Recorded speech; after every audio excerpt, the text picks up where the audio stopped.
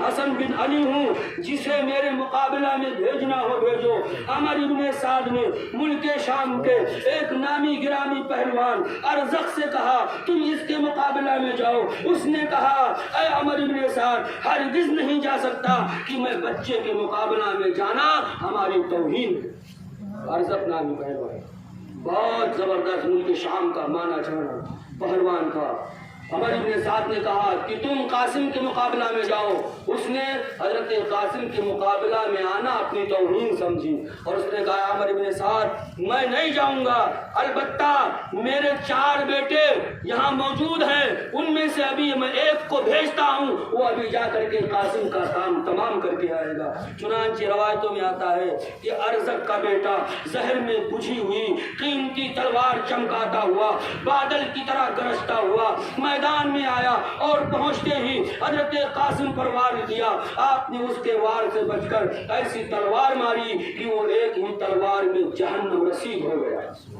آپ نے لپک کر اس کی تلوار اٹھا لی۔ اب ارزق کا دوسرا بیٹا آیا، اپنے بھائی کو خاک و خون میں تڑپتا دیکھ کر غصہ میں بھرا ہوا سامنے آیا۔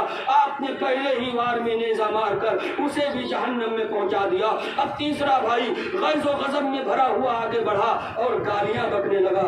آپ نے فرمایا ہم گالیوں کا جواب گالیوں سے نہیں دیں گے، کیونکہ یہ اہل بیت نبوت کے شان کے خلاف ہے، ہم تمہیں گالی نہیں دیں گے، یہ میری شان کے خلاف ہے، یہ اہل بیت نبوت کی شان کے خلاف ہے، البتہ ہم تجھے تیرے بھائیوں کے پاس ابھی جہنم میں پہنچا دیتے ہیں۔ یہ کہتے ہوئے آپ نے اسے بھی کھیرے کی طرح کاٹ کر 2 ٹکڑے کر دیا۔ اب ارزق کا چوتھا بیٹا شیر کی طرح گرجتا ہوا حضرت قاسم پر حملہ آور ہوا۔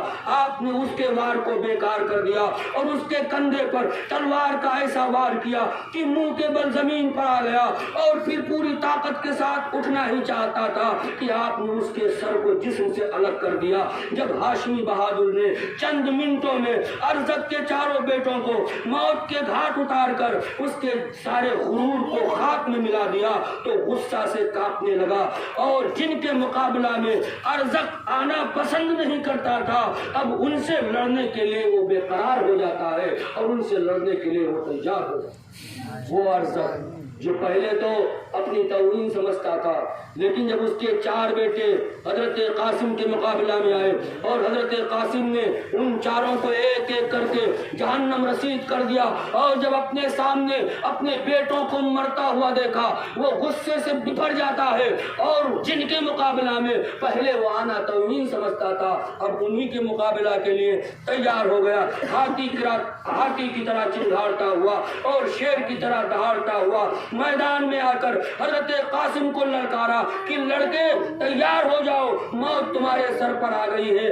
آپ نے فرمایا ارزق ہوش کی دوا کر، ارزق ہوش کی دوا کر، اوروں کے لیے تو طاقت کا پہاڑ ہوگا، ابھی تو نے ہاشمی بہادروں کو نہیں دیکھا، ہماری رگوں میں شیر خدا کا خون ہے، تو ہمارے نزدیک مکھی اور مچھر سے زیادہ کی حیثیت نہیں رکھتا۔ ارزق یہ تانا سن کر اور بھی آگ بگولا ہو گیا اور حضرت قاسم پر نیزہ سے حملہ کیا۔ آپ نے اس کے وار کو بیکار کر دیا، پھر آپ نے بھی نیزے سے وار کیا جو خالی چلا گیا۔ اسی طرح دونوں طرف سے کچھ دیر نیزہ بازی ہوئی، اس کے بعد ارزق نے تلوار کھینچی تو آپ نے بھی تلوار نکال لی۔ اس نے جب آپ کے ہاتھ میں اپنے بیٹے کی تلوار دیکھی تو کہا یہ تلوار تو ہمارے لڑکے کی ہے، تمہارے پاس کہاں سے آ گئی؟ آپ نے ہنس کر فرمایا تیرا بیٹا مجھے یادگار کے طور پر اس لیے دے کے گیا ہے تاکہ میں تجھے اسی کے تلوار سے میں تجھے بھی موت کے گھاٹ اتار دوں۔ عزیزان ملت اسلامیہ، یہ سن کر ارزق غصہ سے بھی بھر گیا اور حضرت قاسم پر حملہ ہی کرنا چاہتا تھا، مارنا ہی چاہتا تھا کہ آپ نے فرمایا کہ اے ارزق میں تو تجھے بہت ہوشیار